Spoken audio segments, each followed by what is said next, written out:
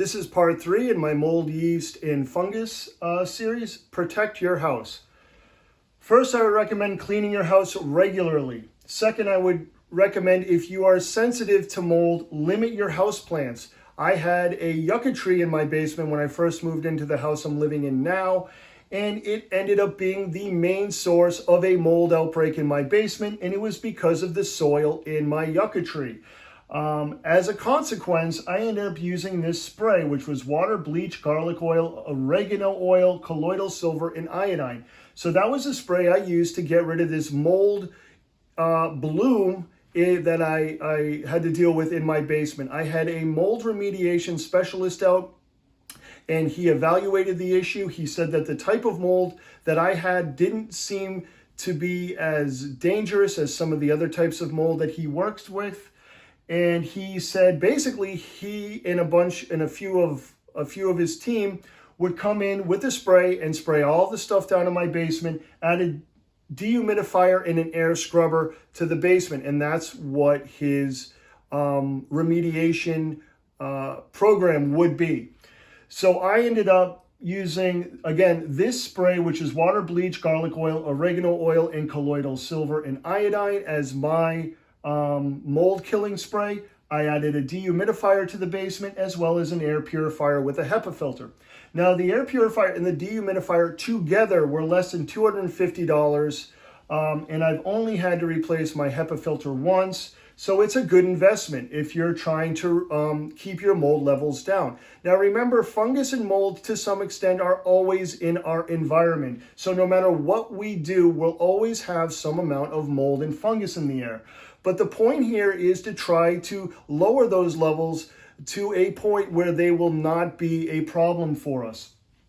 Also, avoid storing things in cardboard. Remember, this is a substrate. Cardboard can be used as a substrate, much like the soil for your houseplants can be used, again, as a substrate for mold to land on and then grow and release these spores. Now, when mold releases spores, it can actually coat the entire insides of your house.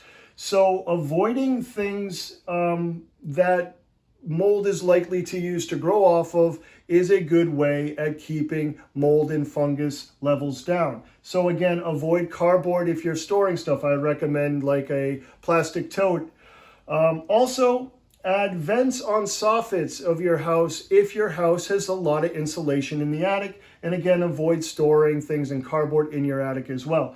So if you have an attic that gets really hot and damp over the warmer summer months, I would recommend adding vents on soffits, especially houses that were built in the early to mid 70s where they had a lot of insulation in their attics.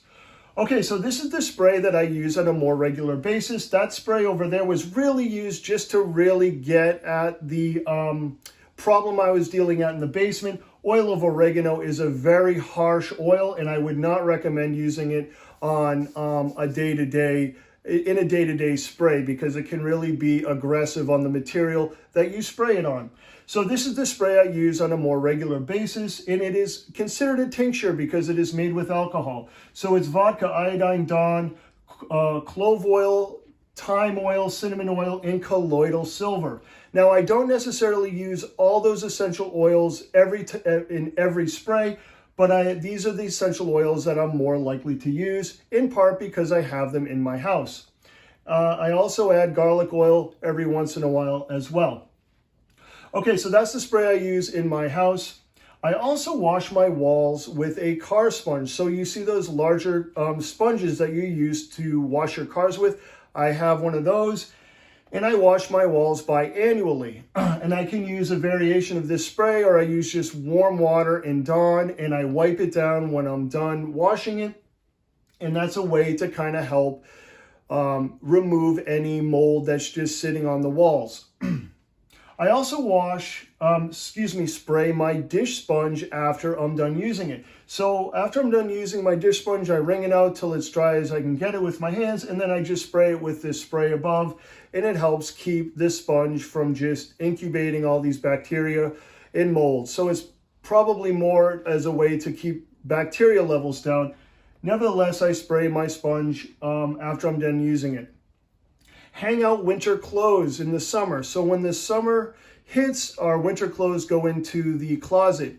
And it's these warm, damp summer days that can really be an ideal situation for mold to start growing in our closets on our folded winter clothes. They are not getting any sun, they're not getting any air, and it's a great way for, again, mold to start building on these winter clothes. So hang them outside on a clothes hanger on these really nice sunny days. The broad spectrum sunlight is going to help kill the mold on contact, and you're just also airing out your winter clothes and from any mold buildup. Excuse me.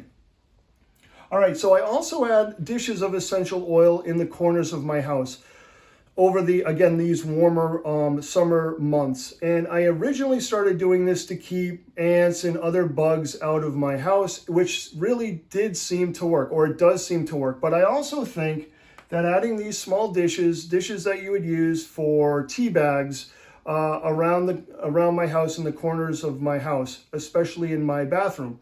And again, these essential oils have been proven effective against mold and fungus, and I expect that they have some sort of efficacy when they're just dissipating into the air. So again, I use this primarily over the warm summer months when you can have the windows up, because constantly inhaling these essential oils can be problematic for some people, including me. Increase contact time with your cleaning sprays. So don't just spray a surface down and then immediately wipe it down. Spray the surface that you are cleaning and then give it a good 30 seconds or more. I would actually spray a countertop and walk away and go clean something else and then come back and then wipe it down.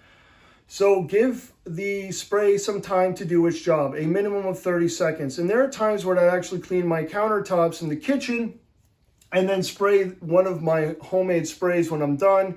And I wouldn't even wipe it down. I would just leave it there on the warmer days and just let it evaporate on its own. And in that way, it's likely to leave traces of this iodine and colloidal silver and some of these other essential oils actually sitting on the surface, helping to prevent mold from landing and potentially growing.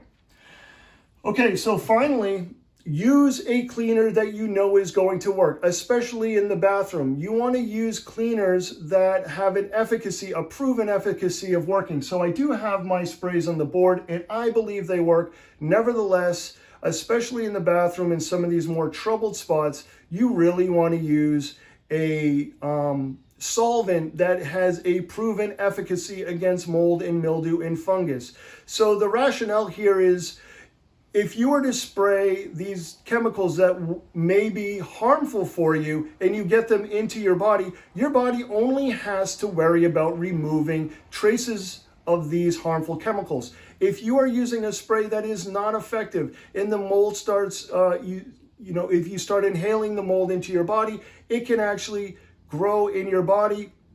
And now this mold is a living organism. So it is now competing with your body for nutrients. It's also releasing toxins consistently into your body as well as replicating.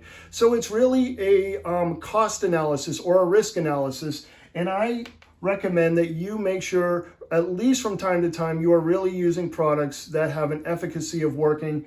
You can add your PPE, your personal protective equipment. If you want to wear a mask, goggles, and dishwashing gloves to do that, I would definitely recommend that. But use chemicals that really have been proven to work.